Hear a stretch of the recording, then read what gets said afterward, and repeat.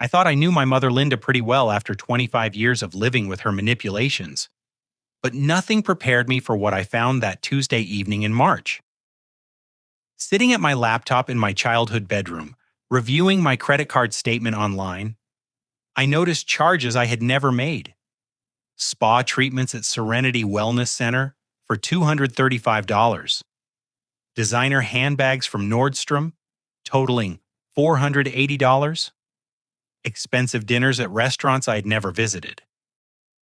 The unauthorized spending added up to $3,200 over 4 months.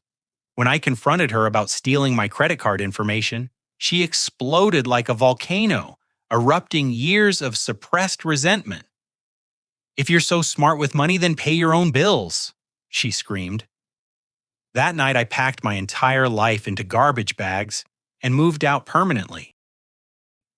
Moving back home after college had seemed like a brilliant financial strategy 8 months earlier.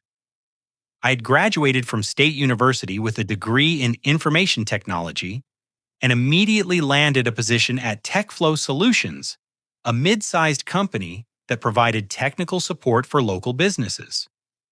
The salary was decent for a recent graduate, $42,000 annually, and I figured living at home would let me save aggressively for a house down payment while helping my parents with expenses.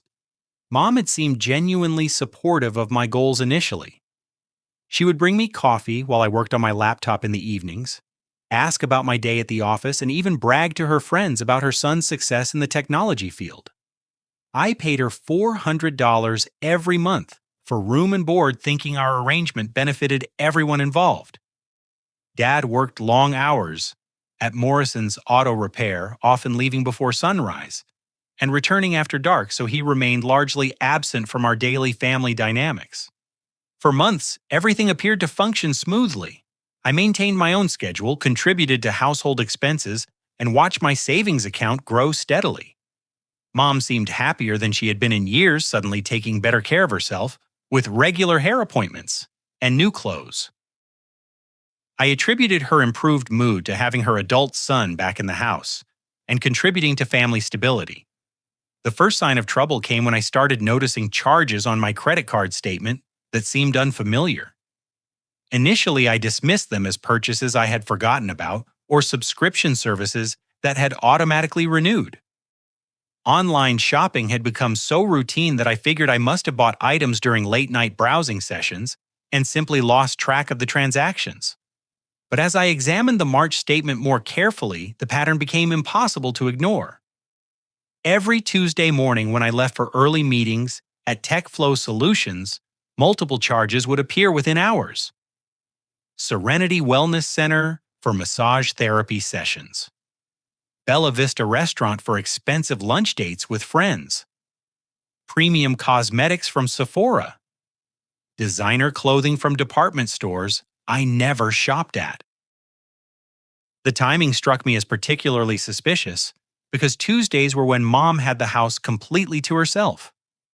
Dad always worked extended shifts on Tuesdays to catch up on vehicle inspections, and I typically spent those days in client meetings across town, not returning until late evening. I began cross-referencing the charges with Mom's sudden lifestyle improvements over the past 4 months. Her weekly hair appointments at an upscale salon coincided perfectly with the beauty service charges on my card. The expensive dinners matched days when she claimed to be treating old friends to celebrate various occasions. The designer purses and jewelry appeared in her wardrobe, right around the dates of corresponding charges on my statement.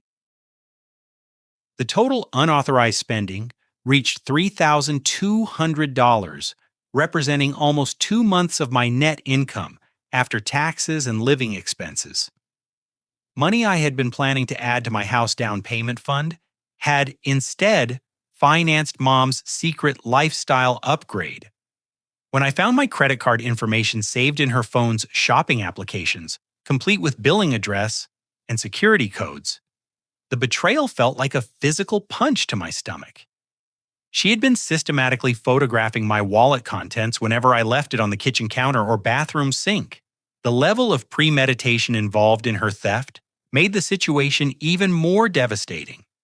That evening, I approached her calmly in the living room, where she sat watching television and painting her nails with expensive polish that probably came from one of my credit card charges. "Mom, we need to discuss something important," I said, setting my laptop on the coffee table between us. "I've been reviewing my credit card statements and there are charges I didn't make." Her entire demeanor shifted instantly. The relaxed expression on her face hardened into defensive hostility as she avoided making eye contact with the screen. "I don't know what you're talking about," she replied. But her voice carried the unmistakable tone of someone who knew exactly what conversation was coming. I turned the laptop screen toward her, displaying the detailed list of fraudulent transactions. "These charges for spa treatments, expensive dinners, and shopping sprees, they're all places you've been going using my credit card information without permission." Instead of shame or remorse, Mom's response was pure indignation. "I raised you for 18 years," she shouted, slamming the nail polish bottle onto the side table. "I fed you, clothed you, paid for your education, and drove you everywhere you needed to go. This is just payback for everything I invested in your life." Her logic stunned me into momentary silence.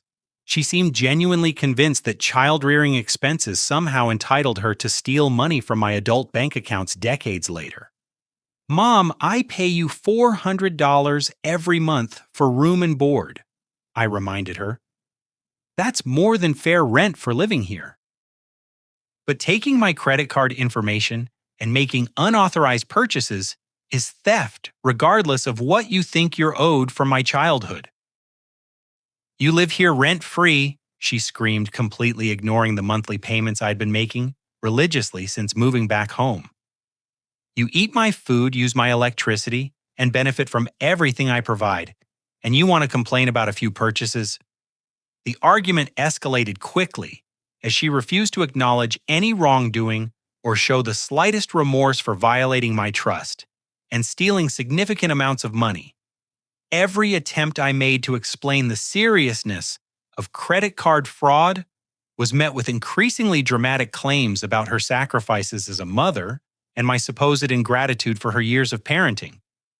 The climactic moment came when she stood up from the couch, pointed her finger directly at my face, and delivered the line that would change our relationship permanently: "If you're so smart with money, then pay your own bills."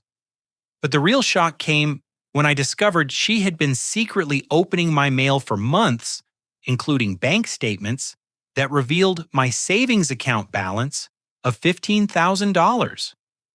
Knowing I had been successfully building wealth while living under her roof had apparently triggered intense resentment and a sense of entitlement to share in my financial success without my knowledge or consent. The moment those words left Mom's mouth, I knew my living situation had become untenable. No amount of discussion or compromise could repair the fundamental breach of trust that had occurred. That same night, while she stormed off to her bedroom, slamming doors and muttering about ungrateful children, I immediately logged into my online banking and canceled every credit card linked to my accounts. I called the fraud department of my credit card company and filed formal reports for each unauthorized transaction. The customer service representative was sympathetic and assured me that fraudulent charges would be reversed within 5 to 7 business days. She also recommended placing fraud alerts on my credit reports to prevent any additional unauthorized accounts from being opened using my personal information. While Mom and Dad slept, I began the surreal process of packing my entire adult life into whatever containers I could find around the house. Garbage bags held my clothes, cardboard boxes contained books and electronics, and my laptop bag carried the most essential items for work. Moving at midnight felt like escaping from a prison rather than leaving the home where I'd grown up. Dad woke up around 1:30 in the morning when he heard me loading boxes into my Honda Civic. He emerged from the master bedroom wearing his old robe and a confused expression, clearly trying to process why his son was conducting a covert moving operation in the middle of the night. "Norris, what's going on here?" he asked quietly, glancing toward the bedroom where Mom was presumably still sleeping off her dramatic outburst. I explained the credit card theft, the confrontation, and Mom's complete refusal to acknowledge any wrongdoing. Dad listened with growing dismay as he realized the extent of her deception and the financial damage she had caused to my savings goals. "Son, I had no idea any of this was happening," he said. "Your mother handles most of the household finances, and I've been working so much overtime lately that I haven't been paying attention to daily expenses." He tried to mediate the situation, suggesting that we could work out a repayment plan and family counseling to address the underlying issues. But I had reached my breaking point with enabling behavior and dysfunctional family dynamics. "Dad, she stole over $3,000 from me and then screamed that I was ungrateful when I confronted her about it," I said. "This isn't about money anymore. It's about basic respect and trust, and I can't continue living somewhere that I'm treated like a walking ATM rather than a family member." Before leaving, I placed $400 on the kitchen counter, along with a handwritten note. "Final rent payment for March. Thanks for the life lessons about setting boundaries." The gesture felt important because I wanted to honor my financial commitments even while removing myself from an abusive situation. Driving around town at 11 p.m. with my car packed full of belongings, I used rental apps on my phone to search for immediate housing options. Most apartment complexes had waiting lists or required several days for application processing, but I found a studio apartment that had just become available due to a previous tenant's sudden job relocation. The landlord, Mr. Patterson, was a widower in his 70s who lived in the main house behind the rental property. When I called him at midnight explaining my emergency housing situation, he agreed to meet me immediately to view the studio and potentially sign a lease that same night. The apartment was small but immaculately maintained, located above a family-owned bakery called Sweet Dreams Pastries. The rent was $700 monthly, including all utilities, which fit perfectly within my budget, while allowing continued savings for a house down payment. The location was only 15 minutes from my office at TechFlow Solutions, making my commute actually shorter than it had been from my parents' house. Mr. Patterson was remarkably understanding about my family situation, without prying for details. "Sometimes young people need to establish their independence quickly," he said, while reviewing my credit report and employment verification. "The most important thing is that you're responsible with your obligations and respectful of the property." I signed the lease agreement at 12:45 in the morning and moved all my belongings into the studio immediately. That first night, I slept on an air mattress I had purchased from a 24-hour Walmart, but the sense of peace and autonomy was worth any temporary discomfort. Over the next few days, I furnished the apartment with carefully chosen items from thrift stores and discount retailers. A comfortable used couch for the living area, a small dining table with 2 chairs, basic kitchen supplies, and a desk for my home office setup. Every purchase was deliberate and within my budget, creating a space that felt authentically mine, rather than an extension of someone else's expectations. The bakery below my apartment filled the building with incredible aromas every morning starting at 5 a.m. Instead of finding the early activity disruptive, I discovered that the sounds and smells reminded me of happier childhood memories before family relationships became complicated by money and control issues. Working from my new home office on remote days became significantly more productive without the constant tension and drama that had characterized my parents' house. I could focus completely on my projects at TechFlow Solutions without wondering what financial surprises might be waiting in my credit card statements. But the peace didn't last long. Within a week of my departure, Mom began calling my workplace, repeatedly claiming there was a family emergency that required immediate contact with me. She would speak with whoever answered the main office line, insisting that I needed to call home urgently regarding my father's health or some fabricated crisis. Janet Walsh, the HR director at TechFlow Solutions, eventually called me into her office to discuss the harassment. "Norris, we've received 8 calls this week from someone claiming to be your mother, insisting that we interrupt your work for family emergencies. Is everything all right at home?"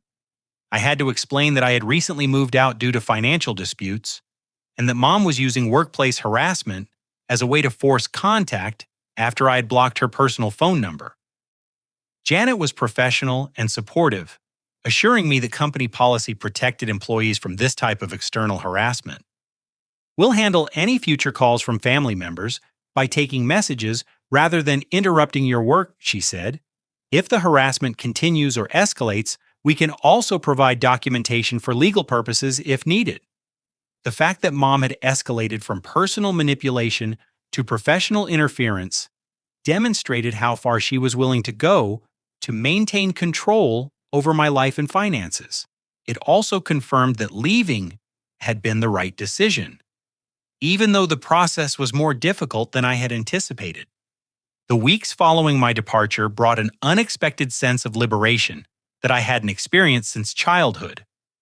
Without the constant stress of navigating mom's emotional manipulation and financial scheming, my work performance at TechFlow Solutions improved dramatically.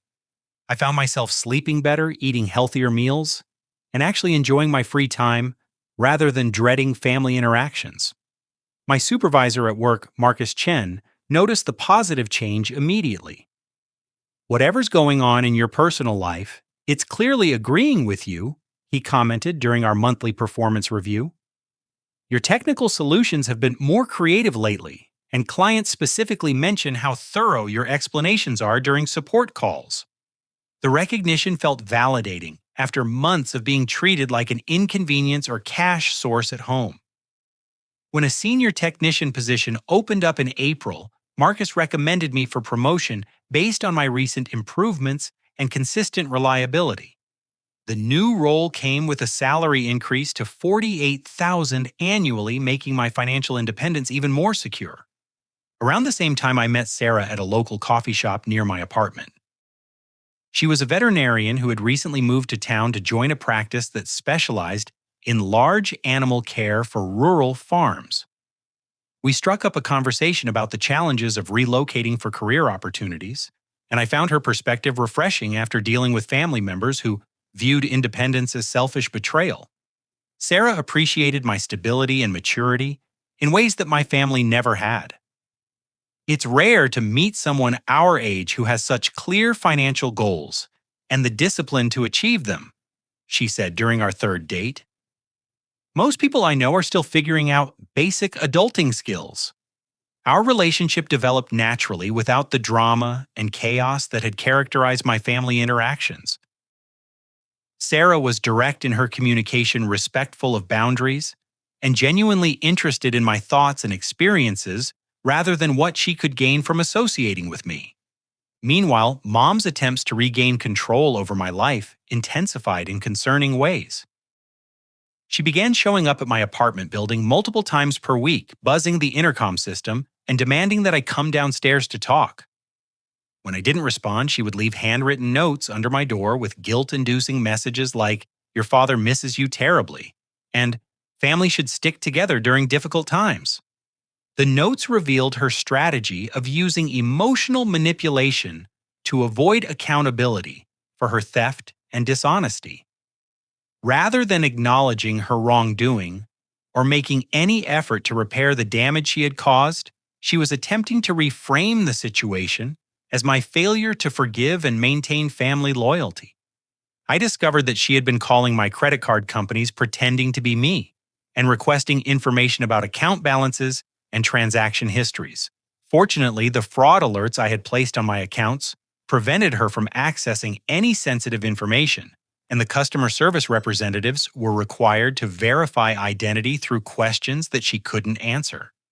Her social media presence during this period became increasingly dramatic and self-pitying. Posts about ungrateful children who abandon family after everything you've done for them, and the pain of watching your son choose money over love, painted her as a victim of my supposed cruelty rather than someone who had systematically stolen thousands of dollars from her own child. The breakthrough in understanding the full scope of the situation came when Dad finally called me from his work phone to avoid Mom overhearing the conversation. His voice was strained with exhaustion and stress as he revealed information that explained much of Mom's recent behavior. "Norris, there are things your mother hasn't told you about our financial situation," he said quietly. "She quit her part-time job at Dr. Martinez's dental office 3 months ago without discussing it with me. I only found out when her final paycheck never arrived." The revelation stunned me because Mom had continued leaving for work every Tuesday and Thursday, maintaining the pretense that she was still employed and contributing to household income. Instead, she had been using those days for the spa treatments and shopping excursions that she funded with my stolen credit card information. Dad continued explaining how Mom's secret spending had created a cascade of financial problems for their household. The medical bills from her cosmetic procedures have been piling up for months. She had laser treatments for wrinkles and some kind of injection therapy that cost thousands of dollars. I didn't know about any of it until the collection notices started arriving. The picture that emerged was of someone whose spending addiction had spiraled completely out of control following her 50th birthday the previous year. She had convinced herself that she deserved luxury treatments and expensive purchases to combat aging and maintain social status among her friends, but she lacked the income to fund these desires legitimately. "I've been working 16-hour days trying to keep up with the mortgage and basic utilities," Dad admitted. But between her secret debt and the loss of her income, we're falling behind on everything. The house utilities are already 2 months overdue because she's been prioritizing her personal spending over family obligations. The most disturbing part of Dad's revelation was that Mom had been telling extended family members a completely fabricated version of events. According to her narrative, I had stolen money from family savings to fund my apartment and was refusing to help my parents during a financial crisis caused by Dad's gambling addiction. "Your aunts and cousins have been calling me asking about my supposed gambling problem," Dad said. "Linda has convinced them that you're the victim of my bad decisions, and that's why you won't help the family anymore." The manipulation was more extensive and malicious than I had realized. Mom wasn't just stealing money and avoiding accountability. She was actively destroying my reputation among extended family members to maintain her image as a devoted mother wronged by ungrateful children. The psychological impact of learning about this coordinated deception was overwhelming. I'd already been dealing with feelings of guilt and doubt about leaving home, wondering if I was overreacting to what family members might consider normal financial disagreements. Discovering that Mom had weaponized those doubts by spreading lies to relatives made the betrayal feel even deeper. Sarah provided emotional support as I processed these revelations, helping me understand that my decision to leave had been based on legitimate concerns about boundary violations and financial abuse. "People who truly care about you don't steal your money and then lie to family members when you hold them accountable," she pointed out. "What she's doing isn't normal family conflict. It's systematic manipulation designed to maintain control over your life and finances." The validation meant everything during a period when I was questioning my own perceptions and wondering if I had been too harsh in my response to Mom's behavior. Having an outside perspective from someone with no agenda beyond my well-being helped clarify that standing up for myself had been not only appropriate but necessary. By early May, the consequences of Mom's financial mismanagement reached a breaking point that even her manipulation skills couldn't resolve.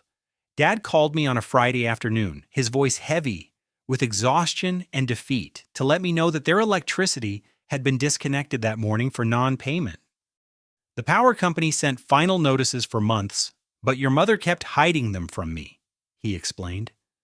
"She convinced me that she was handling all the utility payments through online banking, but apparently she hasn't paid anything since February. The electric bill had accumulated to over $800 in past due charges, not including reconnection fees and security deposits required for service restoration. Dad's paycheck from the auto shop barely covered their mortgage payment and basic groceries, leaving no room for catching up on months of neglected utility obligations." "Where has all the money been going?" I asked. Though I already suspected the answer based on my experiences with stolen credit card charges, spa treatments, expensive lunches, shopping sprees, Dad confirmed. She's been living like we have unlimited income while ignoring actual household responsibilities. I work 70 hours a week and she spends my earnings faster than I can make them. The water service was terminated 3 days later, creating conditions that made the house essentially uninhabitable. Mom couldn't shower, cook meals, wash dishes, or maintain basic hygiene standards. The internet and cable television services followed within the week, cutting off her primary means of social media engagement and entertainment. For someone whose entire identity had become centered around maintaining appearances and projecting success to friends and online followers, losing these basic amenities represented a complete collapse of her carefully constructed lifestyle. She had prioritized luxury spending over fundamental necessities and was finally experiencing the natural consequences of those choices. The desperate phone call came at 2 a.m. on a Tuesday, waking me from deep sleep in my comfortable studio apartment where all utilities function normally because I paid my bills responsibly. Norris, why is the power off? Mom's voice was panicked and strained, carrying none of the righteous indignation that had characterized our previous conversations. The water, too, I don't understand what's happening. For a moment, I felt a reflexive urge to rush over and solve her problems the way I'd been conditioned to do throughout my childhood. But then I remembered the $3,200 in stolen money, the lies she had told extended family members, and the months of harassment at my workplace. "Did you spend the bill money on another spa day?" I asked calmly, letting the question hang in the silence that followed. She started to protest, launching into familiar excuses about unexpected expenses and temporary cash flow problems, but I cut her off by listing specific fraudulent transactions from my credit card statements. I counted 47 unauthorized purchases made with my credit card information, I said. Serenity Wellness Center for massage therapy, Bella Vista Restaurant for lunch, dates, Nordstrom for designer purses, Sephora for premium cosmetics. You had money for luxuries, but not for electricity. The itemized list of her spending seemed to deflate her defensive posture. She couldn't deny specific transactions that were documented in bank records, and the pattern of priorities revealed by those purchases made her current crisis appear entirely self-inflicted. "Figure it out the same way you figured out how to steal from your son," I said before she could launch into another manipulation attempt. But instead of hanging up immediately, I heard something that changed my understanding of the entire situation. In the background of Mom's call, I could clearly hear another voice coaching her responses and prompting her with specific phrases to use. "Tell him about the medical emergency," the voice whispered, which I recognized as belonging to my Aunt Patricia, Mom's younger sister, who had always been competitive and dramatic. "Ask him about family loyalty and what people will think," Patricia continued, apparently unaware that her stage directions were audible through Mom's phone. The realization that this desperate call was actually a carefully orchestrated performance with Patricia serving as director and scriptwriter transformed my sympathy into outrage. Mom wasn't genuinely remorseful or seeking reconciliation. She was following a calculated plan designed to manipulate me into resuming financial support for her irresponsible lifestyle. "Linda, is someone there helping you with this conversation?" I asked directly. The sudden silence confirmed my suspicion. After several seconds, Patricia apparently decided to abandon the pretense and grabbed the phone herself. "Norris, this is your Aunt Patricia," she said in a tone that suggested I should be grateful for her intervention. "Your mother is suffering because of your selfish decision to abandon family responsibilities. We've all been trying to help her through this difficult time, but you're the only one with the resources to really make a difference." Her words revealed the extent of the family conspiracy that had been operating behind the scenes. Extended relatives had been pooling resources to enable Mom's continued irresponsibility while pressuring me to resume my role as primary financial supporter. Everyone in this family believes that children have obligations to their parents, Patricia continued. Your grandfather worked 3 jobs to put your mother through nursing school, and she's entitled to support from her successful son. If you don't start helping immediately, I'll make sure everyone in town knows exactly what kind of person you really are. The threat to destroy my reputation around town was the final confirmation that I was dealing with people who viewed relationships purely in terms of power and control rather than genuine care and affection. They weren't concerned about my well-being or the restoration of family harmony. They simply wanted access to my income to fund continued dysfunction. Patricia, I'm going to record the rest of this conversation, I said, reaching for the voice recording app on my phone. Please continue explaining your plan to manipulate me into paying bills that my mother could have afforded if she hadn't chosen spa treatments over electricity. The line went silent immediately and the call ended within seconds. But I had heard enough to understand that my individual conflict with Mom was actually part of a larger family pattern of financial irresponsibility enabled by guilt manipulation and collective pressure on any member who achieved independence. The recorded conversation with Patricia opened my eyes to a coordinated campaign that extended far beyond Mom's individual theft and manipulation. Over the following days, I began documenting the full scope of family interference in my life and finances, building a comprehensive record that revealed systematic boundary violations by multiple relatives. Extended family members had been contacting my workplace, my apartment building, and even Sarah's veterinary clinic, spreading Mom's fabricated version of events and attempting to pressure me into resuming financial support. Cousins I hadn't spoken to in years were suddenly calling with urgent requests to discuss family responsibilities and the importance of helping parents during difficult times. My cousin Jennifer, who lived 2 states away and typically communicated only through holiday cards, left a voicemail that perfectly captured the manipulation tactics being employed. Norris, I'm so disappointed in you. Aunt Linda is telling everyone how you stole money from her and won't help with basic living expenses. That's not the person I thought you were. Call me back so we can figure out how to fix this situation. The message demonstrated how effectively Mom had reversed the narrative, portraying herself as the victim of theft rather than the perpetrator. By reaching out to distant family members who had no direct knowledge of the actual events, she could spread her version unchallenged while building a coalition of relatives pressuring me to comply with her demands. Sarah helped me research Mom's social media activity over the past month, documenting posts that contradicted her claims of financial hardship.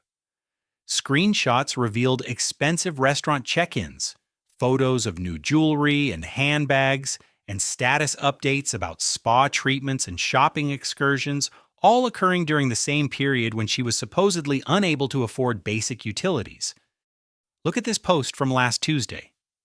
Sarah pointed out, showing me a Facebook update where Mom posed with friends at an upscale steakhouse. She's bragging about treating her book club to dinner that probably cost more than your monthly utility bill. The timeline of her social media activity provided compelling evidence that Mom had money available for luxury spending throughout the period when household bills went unpaid.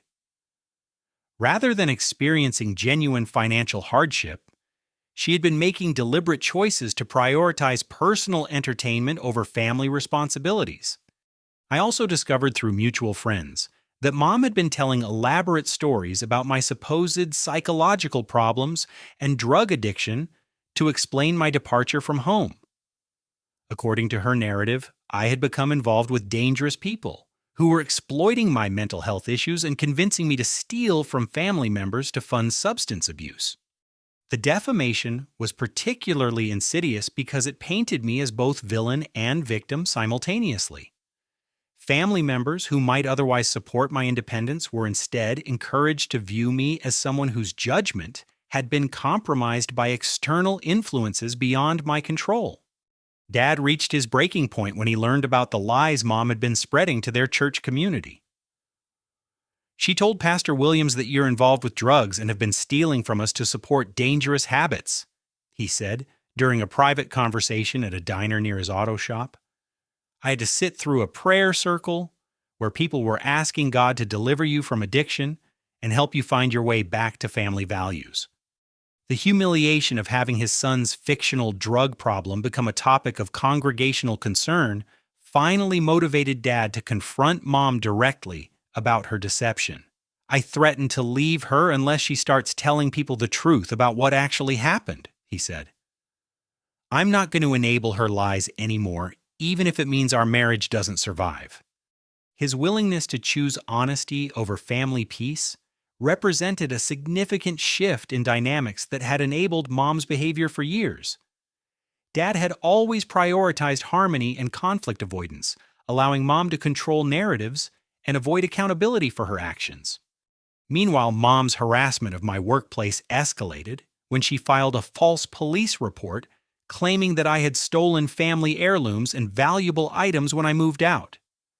The responding officers took the complaint seriously and contacted me to schedule an interview about the alleged theft. Officer Rodriguez was professional, but thorough in his questioning about items Mom claimed I had taken without permission. She's provided a detailed list of missing jewelry, electronics, and family photographs that she says belong to her, he explained. I was able to provide receipts for every electronic item in my apartment, proving that I had purchased them with my own money rather than stealing them from family property. The jewelry Mom described had never existed, and the family photographs she mentioned were actually stored in digital format on my laptop with backup copies that I offered to share with my parents at any time. When Officer Rodriguez returned to interview Mom with follow-up questions about the missing items' body camera footage, captured her admitting that she had exaggerated the complaint because she was desperate to get her son's attention. The false police report was officially closed, but the incident provided additional documentation of Mom's escalating manipulation tactics. Janet Walsh, the HR director at TechFlow Solutions, began maintaining a detailed log of family harassment incidents to protect both my employment and the company's interests. We've documented 12 instances of inappropriate contact from family members in the past month, she said. If this escalates further, we may need to consider involving corporate legal counsel to ensure that workplace disruption doesn't affect your job security or the company's operations. The professional support meant everything during a period when family members were actively trying to undermine my career stability as leverage for their financial demands. Knowing that my employer understood the situation and was taking protective measures allowed me to focus on my work responsibilities without constant anxiety about external interference. Sarah's veterinary practice also experienced harassment when Patricia called pretending to be a client with an emergency, then used the conversation to interrogate staff members about my personal life and financial situation. The incident prompted Sarah's practice manager to implement new protocols for handling suspicious calls and protecting employee privacy. This level of coordinated harassment isn't normal family conflict, Sarah observed. These people are treating your financial independence like a personal attack that justifies any level of retaliation. Her perspective helped me understand that the situation had evolved far beyond typical parent-child disagreements about money and boundaries. I was dealing with people who viewed my success as something that belonged to them by right and who were willing to use increasingly extreme tactics to maintain access to my income. The most disturbing discovery came when I learned that Mom had been planning to declare bankruptcy while listing me as a creditor for thousands of dollars in fabricated loans that had never occurred. The legal strategy would have allowed her to discharge legitimate debts while creating official documentation of my supposed financial obligations to the family. She's been meeting with a bankruptcy attorney and discussing how to structure the filing to maximize benefit, while minimizing accountability for her spending choices, Dad revealed. The lawyer apparently suggested including family loans as creditor claims, and she's been creating fake documentation to support those claims. The scheme represented a new level of calculated deception that went far beyond impulsive theft or emotional manipulation. Mom was actively working to create legal obligations that would force me to fund her irresponsible lifestyle through court-enforced debt collection, rather than voluntary family assistance. Realizing the extent of the conspiracy and the lengths to which family members were willing to go to control my finances, I knew that gentle boundary setting and patient communication would never be sufficient to resolve the situation. More decisive action was required to protect my independence and establish consequences for their coordinated campaign of harassment and manipulation. Armed with documentation of the extensive harassment and manipulation campaign, I scheduled a consultation with Bradley Stevens, an attorney who specialized in financial fraud and family law. His office was located in a professional building downtown, and his reputation for handling complex family disputes made him the ideal choice for addressing the escalating situation with my relatives. What you're describing goes far beyond typical family financial disagreements, Bradley said, after reviewing the evidence I had compiled. The combination of identity theft, credit card fraud, false police reports, workplace harassment, and planned bankruptcy fraud represents a pattern of criminal behavior that courts take very seriously. He explained that Mom's scheme to include fabricated family loans in a bankruptcy filing would constitute fraud against the court system and could result in federal criminal charges. The documentation I had gathered, including recorded phone conversations and social media evidence, provided a strong foundation for legal action if the harassment continued. Your mother appears to believe that family relationships exempt her from normal legal and ethical standards, Bradley observed. The reality is that theft is theft regardless of whether the perpetrator is related to the victim. We discussed 3 potential approaches for resolving the situation: criminal prosecution, through the district attorney's office civil litigation, to recover stolen funds, and seek damages for harassment, or a final ultimatum that offered Mom one last opportunity to correct her behavior before facing legal consequences.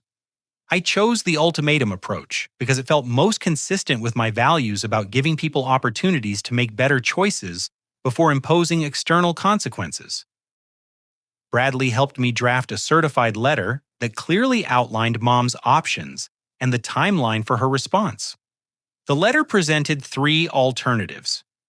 Option 1 was a full repayment plan for stolen funds, combined with written apologies to extended family members, correcting the lies she had spread about my character and financial situation. Option 2 was criminal fraud charges filed through the district attorney's office, along with public disclosure of her theft and harassment campaign. Option 3 was permanent, no-contact status enforced through restraining orders and complete disconnection from family relationships. She has exactly 1 week from receipt of this letter to choose her response, the document stated. Failure to respond will be interpreted as choosing option 2, and criminal charges will be filed immediately. The letter was delivered on a Monday morning, and by Wednesday evening, extended family members were calling with urgent requests for family meetings to address the crisis created by my legal threats against Mom.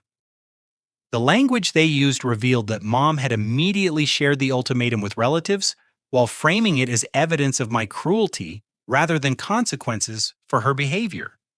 Aunt Patricia organized a family gathering for Sunday afternoon at my grandparents' house, positioning it as an intervention to address my obsession with money and help me remember the importance of family loyalty. The invitation delivered through my cousin Jennifer made it clear that the entire extended family would be present to collectively pressure me into abandoning legal action and resuming financial support for Mom. Everyone thinks you're overreacting to what amounts to a misunderstanding between family members, Jennifer said during her phone call. Aunt Linda is devastated that you would threaten her with criminal charges over money that she planned to pay back eventually. The characterization of systematic theft as a misunderstanding and the suggestion that criminal behavior was acceptable as long as repayment was theoretically planned demonstrated how thoroughly Mom had manipulated family members' perceptions of the situation. I decided to attend the meeting with full documentation of mom's fraud and harassment planning to present factual evidence that would make continued denial impossible. Sarah offered to accompany me for moral support, but I felt the confrontation needed to happen between family members without outside observers who might become targets for future retaliation. The gathering was held in my grandparents' living room with approximately 15 relatives, arranged in a configuration that felt more like a tribunal than a family discussion. Mom sat in the center of the room surrounded by tissues and a dramatic display of emotional distress, while Patricia positioned herself as the primary spokesperson for the group. Norris, we're all here because we love you and we're concerned about the path you're taking, Patricia began in a tone that suggested I should be grateful for their collective attention. Family members sometimes have disagreements about money, but threatening your own mother with criminal charges is extreme and inappropriate. Each relative had prepared remarks about the importance of forgiveness, family loyalty, and maintaining relationships despite temporary conflicts. The speeches felt rehearsed and coordinated, suggesting that Patricia had organized talking points in advance to maximize emotional pressure and minimize opportunities for me to present contradictory evidence. Your grandfather worked 3 jobs to put your mother through nursing school, one cousin reminded me. She sacrificed her own dreams to raise you and support your education. The least you can do is help her through a difficult financial period. The narrative they had constructed portrayed Mom as a devoted mother whose minor mistakes were being punished disproportionately by an ungrateful son who had forgotten his family obligations. My theft victimization was completely erased from their version of events, replaced by Mom's supposed victimization by my unreasonable expectations and legal threats. After listening to 20 minutes of coordinated guilt trips and character attacks, I set up my laptop and connected it to their television screen using an HDMI cable I had brought specifically for this purpose. Before we continue this discussion, I want everyone to see exactly what kind of misunderstanding we're addressing. I said opening a spreadsheet that detailed every fraudulent transaction made with my stolen credit card information. The room fell silent as I projected the comprehensive list of unauthorized purchases onto their 65-inch television. Each line item included the date, merchant name, amount, and category of expense, creating an undeniable record of systematic theft spanning 4 months. Serenity Wellness Center, February 15th massage therapy package, $235. I read aloud. Bella Vista Restaurant, February 18th lunch, for 4 people, $167. Nordstrom Department Store, February 22nd, designer handbag, $489. As I continued reading through the 47 fraudulent transactions, totaling $3,200, family members began shifting uncomfortably in their seats. The specific details and substantial amounts made it impossible to dismiss the theft as minor borrowing or temporary cash flow assistance. These charges were made using credit card information that my mother photographed from my wallet without permission, I continued. Every purchase was made during hours when I was at work, and she had the house to herself. This wasn't impulsive spending or emergency borrowing. It was calculated fraud planned and executed systematically over months. Next, I played the recorded phone conversation where Patricia admitted to coaching Mom through the desperate call about utility disconnections and explicitly outlined their strategy for manipulating me into resuming financial support. Tell him about the medical emergency. Patricia's voice echoed through the living room. Ask him about family loyalty and what people will think. The recording captured Patricia threatening to destroy my reputation around town if I didn't comply with their demands, followed by her admission that extended family members had been pooling resources to enable Mom's irresponsible spending while pressuring me to serve as the primary financial supporter. Finally, I displayed screenshots from Mom's social media accounts showing expensive restaurant visits, shopping excursions, and spa treatments during the same weeks when household utilities went unpaid due to her supposed financial hardship. This Facebook post is from last Tuesday. I said, pointing to a photo of mom and friends at an upscale steakhouse. The same week, she called me crying about having no money for electricity. The meal she's bragging about treating her friends to probably cost more than her monthly utility bill. The comprehensive evidence presentation left the room in stunned silence. Extended family members who had arrived prepared to pressure me into compliance were instead confronted with undeniable documentation of extensive fraud manipulation and deception that mom had hidden from them while constructing her victim narrative. Aunt Linda, is all of this true? My cousin Jennifer asked quietly, her voice reflecting genuine shock at the scope of criminal behavior that had been concealed behind claims of family financial disputes. Mom attempted to launch into familiar excuses about unexpected expenses and temporary cash flow problems, but the weight of documented evidence made her explanations sound hollow and unconvincing, even to relatives who had been prepared to support her unconditionally. "I never meant for it to go this far," she finally admitted. "I thought Norris would understand that family members help each other during difficult times and that he would want to support his mother's efforts to maintain social connections and feel good about herself." The admission revealed the entitlement and self-centered thinking that had driven months of criminal behavior.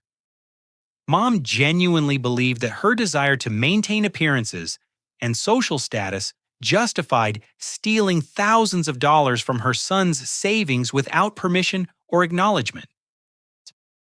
But the most dramatic moment of the confrontation came when Mom's phone buzzed loudly with a notification that everyone in the silent room could hear. The screen lit up with an alert from a shopping app announcing that her abandoned cart, containing $800 worth of luxury items, would expire in 2 hours unless she completed the purchase. The notification provided real-time evidence that even while sitting in a family meeting, discussing her supposed financial hardship and the disconnection of household utilities, Mom was actively planning additional luxury purchases that exceeded most people's monthly food budgets. The irony was lost on no one present. Here was someone claiming to be devastated by financial circumstances beyond her control, surrounded by family members she had manipulated into providing emotional and monetary support, while simultaneously shopping for hundreds of dollars worth of non-essential items online. The shopping cart notification became the final piece of evidence that destroyed any remaining sympathy for Mom's position. Even relatives who had arrived prepared to pressure me into forgiveness and financial support could no longer ignore the reality of her priorities and decision-making patterns. The aftermath of the family confrontation brought swift and dramatic changes to dynamics that had been dysfunctional for years. Extended relatives who had been manipulated into supporting Mom's victim narrative began apologizing individually as they processed the reality of her extensive deception and criminal behavior. Cousin Jennifer approached me privately before leaving my grandparents' house. Her voice filled with genuine remorse for the role she had played in the harassment campaign. "Norris, I'm so sorry for everything I said and did over the past month. Aunt Linda convinced all of us that you were the problem, and we never thought to ask for your side of the story before judging your actions." Similar apologies came from other family members throughout the following week, as relatives grappled with the realization that they had been unknowingly enabling criminal behavior while attacking the actual victim of theft and fraud. The experience served as a painful education about the importance of gathering complete information before taking sides in family conflicts. Aunt Patricia was the notable exception to the family reconciliation. She stormed out of the meeting immediately after the evidence presentation, refusing to acknowledge her role in the manipulation campaign or offer any apology for her threats and harassment tactics. Her departure marked the end of her influence over family dynamics and decision-making processes. Dad remained in the living room after other relatives had left, finally ready to have an honest conversation with Mom about the full extent of her behavior and its impact on their marriage and family relationships. Linda, I've been enabling your spending addiction and dishonesty for years because I thought maintaining peace was more important than addressing problems, he said, with a firmness I had never heard from him before. But watching you steal from our son and then lie to our entire family about what happened has shown me that avoiding conflict has actually made everything worse. Mom's initial response was defensive indignation and attempts to shift blame onto external circumstances, but the weight of documented evidence and universal family condemnation gradually broke down her psychological barriers to accepting accountability. I know I've made terrible mistakes, she finally admitted through tears that seemed genuine rather than manipulative for the first time in months. I've been so jealous of Norris's success and independence that I convinced myself he owed me compensation for all the years I spent raising him instead of pursuing my own career goals. The admission revealed deep-seated resentment and entitlement issues that had been driving her behavior long before the credit card theft began. Her perception of motherhood as an investment that entitled her to future financial returns from her adult children reflected fundamentally selfish motivations disguised as parental sacrifice. I started small, with just 1 or 2 purchases, telling myself it was temporary borrowing that I would pay back for my job at the dental office, she continued. But when I quit that job because I didn't want to deal with the stress anymore, I kept spending Norris's money while pretending everything was normal. The timeline she described revealed months of calculated deception that went far beyond impulsive mistakes or temporary lapses in judgment. She had systematically stolen thousands of dollars while maintaining elaborate pretenses about employment, financial responsibility, and family relationships. Dad took immediate control of all household finances, requiring Mom to surrender credit cards, bank account access, and online shopping passwords until she completed counseling for compulsive spending disorders. The restrictions were implemented not as punishment, but as necessary protection against continued irresponsible behavior that threatened their marriage and financial stability. You're going to enter the outpatient program at Riverside Recovery Center, Dad announced. They specialize in helping people overcome shopping addictions and develop healthy relationships with money. I've already called them, and you can start next week. Mom agreed to the treatment program and a structured repayment plan that would restore the stolen funds over 18 months through budget allocation and part-time employment income. The timeline was realistic, given their household finances, while ensuring that I would eventually be made whole for the theft damages. The criminal charges I had threatened were not pursued once Mom demonstrated genuine commitment to accountability and restitution. Bradley Stevens, my attorney, confirmed that the documented evidence would support prosecution if Mom failed to honor her agreements, but that restorative justice approaches often produced better long-term outcomes than purely punitive measures. The goal is to prevent future incidents and repair damaged relationships, not necessarily to maximize punishment, he explained. As long as your mother follows through on counseling and repayment commitments, you can always pursue criminal charges later if she reverts to previous behavior patterns. At my workplace, the harassment incidents stopped completely once Mom entered treatment and began addressing the psychological issues underlying her manipulative behavior. Janet Walsh commended my professional handling of the family crisis and noted that my experience might help other employees facing similar external pressures. We've documented your situation as a case study for our employee assistance program, she said. Other workers dealing with family financial abuse will benefit from knowing that the company supports employees who set appropriate boundaries with relatives. The workplace validation was particularly meaningful because it represented professional recognition of my right to financial independence and protection from family exploitation. Having institutional support reinforced my confidence in the boundaries I had established. My relationship with Sarah deepened significantly during this period, as she witnessed my ability to handle crisis situations with integrity and clear thinking rather than emotional reactivity or revenge seeking behavior. Her respect for my approach to conflict resolution strengthened our bond and mutual trust. Watching you stand up for yourself while still leaving room for family healing has been really impressive, she said. A lot of people would have either given in to the manipulation or gone nuclear with retaliation. You found a middle path that protected your interests while giving everyone a chance to do better. 6 months after the confrontation, family relationships had stabilized into healthier patterns based on mutual respect rather than financial obligation or emotional manipulation. Monthly family dinners resumed with clear guidelines about financial boundaries and expectations for respectful communication. Mom's progress in treatment was evident through her changed approach to money relationships and personal responsibility. She found part-time employment at a local library work that she enjoyed and that provided structured income for both personal expenses and theft restitution. I'm learning that my self-worth doesn't have to depend on expensive purchases or keeping up with what my friends are buying, she said during one of our supervised family meetings. The counseling has helped me understand that I was using shopping as a way to avoid dealing with feelings about getting older and watching my children become independent.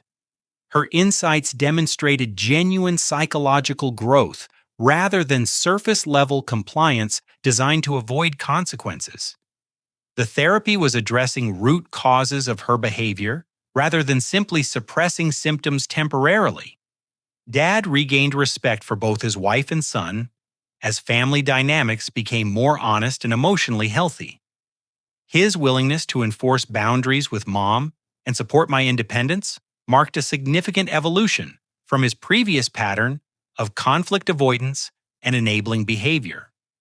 I spent too many years thinking that keeping peace was the same thing as keeping the family together, you guys, he reflected.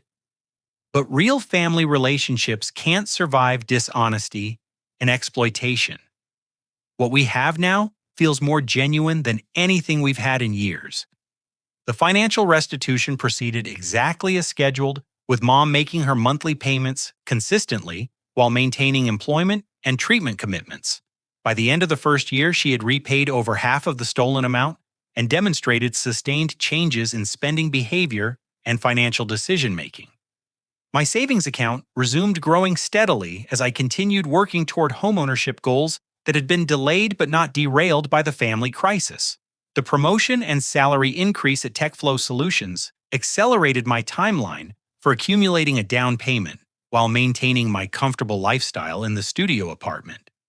The experience taught me that genuine love requires mutual respect and appropriate boundaries rather than unconditional acceptance of harmful behavior. Setting limits on what I would tolerate from family members ultimately strengthened rather than destroyed our relationships by creating space for honesty, accountability, and authentic connection. People who truly care about your well-being want to see you succeed independently rather than viewing your success as something they're entitled to share without permission. Family relationships that depend on financial exploitation or emotional manipulation aren't worth preserving in their original form, but they can often be rebuilt on healthier foundations when all parties commit to genuine change.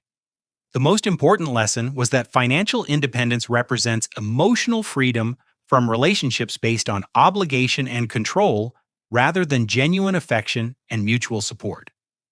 Having the resources to make decisions based on my own values and goals rather than family pressure or guilt manipulation was worth every difficult conversation and temporary disconnection required to achieve it.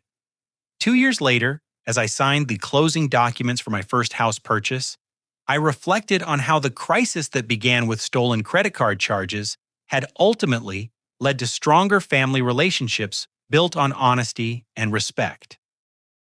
Mom attended the house closing ceremony bringing a gift that she had purchased with her own earned money, rather than stolen funds symbolizing how far our relationship had evolved from its lowest point. The house represents not just a financial milestone, but evidence that standing up for yourself, even when it requires difficult confrontations with people you love, creates space for relationships to grow into something more authentic and sustainable than what existed before. What would you do if you discovered a family member had been systematically stealing your money while portraying themselves as the victim? Have you ever had to set difficult boundaries with people you care about in order to protect your financial independence and emotional well being? Share your thoughts in the comments below. And if this story resonated with your own experiences dealing with family financial drama, please like this video and subscribe for more stories about navigating complex relationships while maintaining your personal boundaries. Don't forget to share this story with anyone who might benefit from hearing about the importance of financial independence and healthy family dynamics. Thank you for listening to my story, and I hope it helps you remember that sometimes the most loving thing you can do is refuse to enable someone else's destructive behavior, even when that someone is family.